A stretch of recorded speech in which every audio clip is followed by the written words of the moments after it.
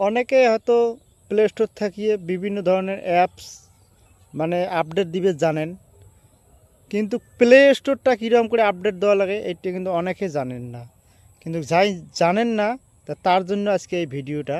তা কীরকম করিয়ে আপডেট দিবেন তো মোর স্ক্রিনটা লক্ষ্য করুন, মুই দেখবা লাগছে।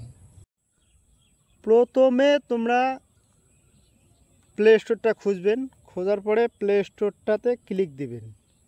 দেওয়ার পরে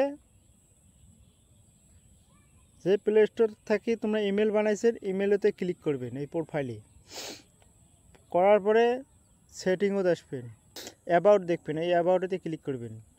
করার পরে দেখুন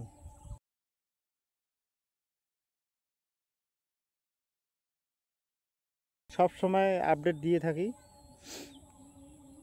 তা যাই মানে নতুন করে আপডেট দিবেন এইখানে ক্লিক করবেন, বা সরাসরি আপনার প্লে স্টোরটা একদম পুরো আপডেট হবে। তো বন্ধুরা, ভিডিওটা আজকে এই পর্যন্ত। ভালো লাগলে একটা লাইক কমেন্ট করবেন।